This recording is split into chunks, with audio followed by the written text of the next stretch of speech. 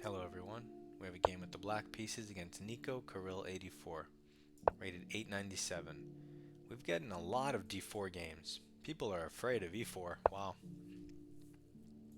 Or they just have no idea how to play chess and go queen d3 on move 2. I should have considered that too. So my opponent's making a ridiculous move. There's no way to take advantage of it on this specific turn, but I can still play in the center.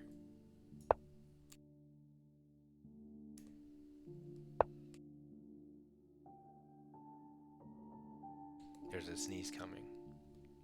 So my opponent plays f3, maybe preparing to break in the center, weakening the dark squares a little bit. So while he's making random pawn moves instead of developing, um,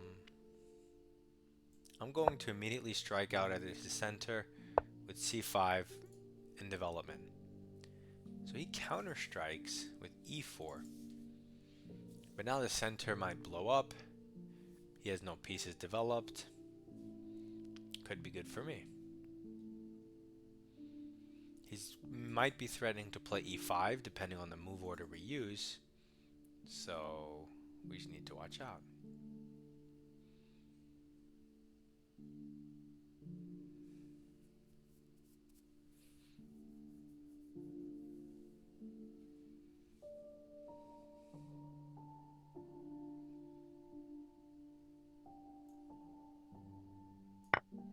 I'm going to take the d pawn, take his central pawn with my flank pawn. He can push if he wants. I don't mind. My intention was to drop this knight back and attack his pawn. And it's kind of like a French defense maneuver that supports c5. My knight's coming to c6 with a tempo on the queen if he recaptures. So we have the makings of something here. If you develop the knight, you give him the pawn. Potentially still playable, but no reason to do that necessarily. So let's just solidify our pawn chain, play in the center, and develop our piece. So white goes f4 saying, hey, I'm going to protect my pawn and gain some space, but all he's moved are two pawns and a queen. Possibly he's overextended, and one of the two pawns he moved was the f pawn, which means he's weakening this diagonal, which we have easy play on. So now we can develop two different pieces with tempo on the queen.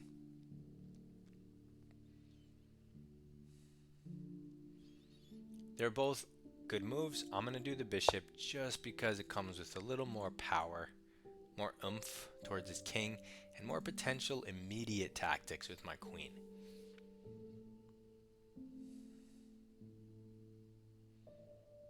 However, the knight was also an excellent move.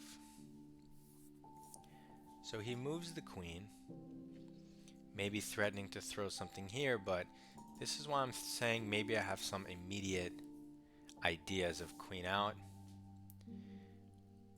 threatening to win immediately, threatening to take away his castling rights, threatening to win the knight. And so queen b3, queen b6 just looks like a natural developing move, but it comes with three secret, threats that are easy to miss. Like, you may not even see that this knight's hanging, that it's suddenly hit twice. It's a weird move. It comes with lots of different threats, and I think white's just lost. And I bet a lot of you thought that white was better. In a position like this, I moved my knight, I retreated my knight, and then I locked in my light square bishop. So here you're probably thinking, well, what is this? But, white has all this space. But realistically, I'm the one who's going to have excellent development, and not him. And development is key, because what is development? Development is how many squares you control of the chessboard, and more importantly, how many squares in your opponent's position. So he develops the knight, but hangs the queen, hangs the check that loses castling rights, hangs the knight, check. Let's just take the queen. And the game's over. 10 moves. You can destroy a 900 by playing moves in the center and development. So he counterattacks my queen, but this doesn't work because I take his queen with check. Also, I could take the knight, which is hanging. So now the game's over and he stops thinking and just makes automatic moves. He blocks the check instead of taking the bishop, which of course doesn't make sense. Now we get to take another bishop for free because it comes with check.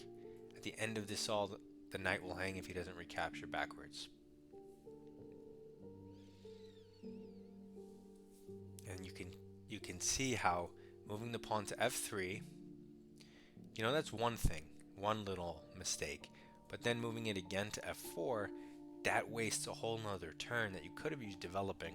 And you can see how just that little time element allowed me to bring my queen out with unstoppable threats.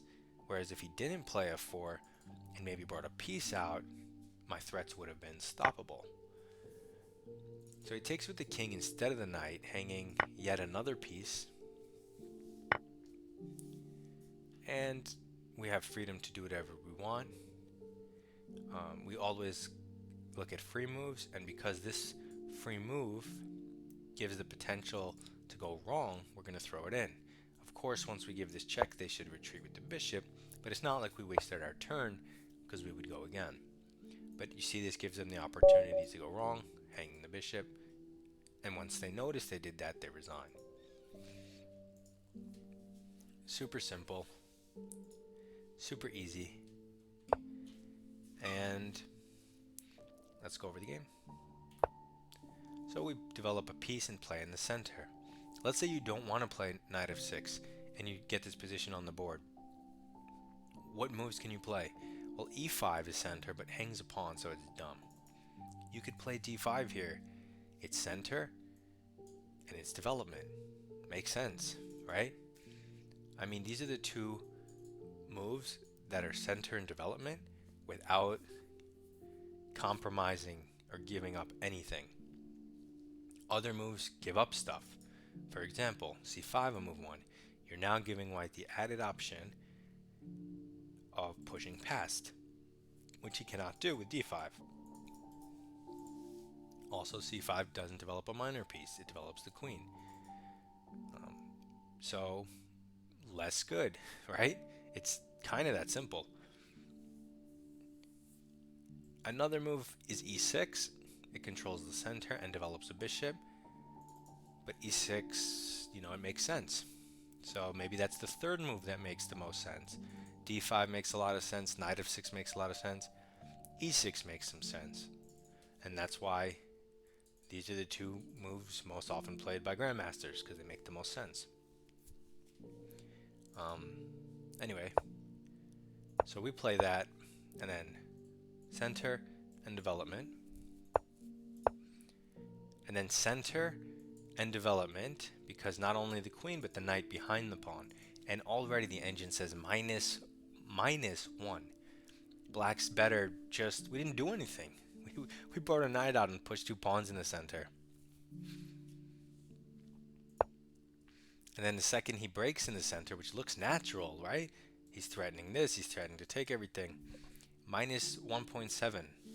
Almost just losing for no reason. And it doesn't look like it. But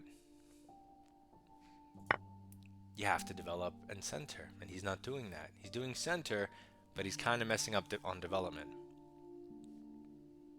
So here you have different options between taking, pushing, developing. I think what I did was a preference. I don't even think it was best. What's absolute best? Probably take the E. Yeah, it's second best. I had a feeling taking the E was best because he doesn't get into E5 kicking your knight. But I also didn't want to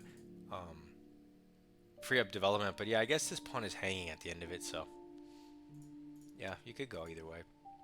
It's minus 2, right? Yeah, it's minus 1.9 here. So we take the pawn, and he pushes. We go back for free. And this may look weird to you, but it's a common maneuver, so it's not weird to me. And now we just close the pawn chain, center, and development. And you may think white's better here, but it's minus 1.6, so black's better. And why is that? Because of our fluid and natural development, our control of the dark squares, and this weak diagonal that his king will not feel comfortable castling that direction anymore. So then he wastes more time, and center and development. And then development, center with multiple threats.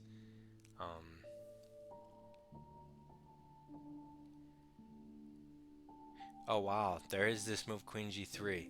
I mean, black's obviously still a lot better, but it's a clever move because it stops the check, it stops the pin, and it says if you try to win the knight, well, maybe I can counter you. How's that supposed to work? You just move your rook and you're down a knight, aren't you? I guess you get a couple pawns, so. Yeah, but then you get checked and your king has to move. Yeah, it's terrible either way, but queen g3 is a clever move. And then he just blunders the queen right away. So we take free stuff, free stuff, free stuff, and then we give a check, and then the game is over.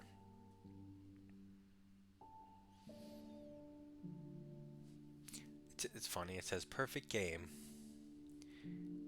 but only gave a 90% accuracy. I never had that before. Usually it'll say like 96 or something.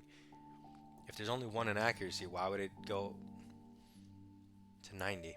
That's weird. Anyway, hopefully this helps you. Good luck in your chess. Submit your rapid games in my Discord, and I will see you next time. Goodbye.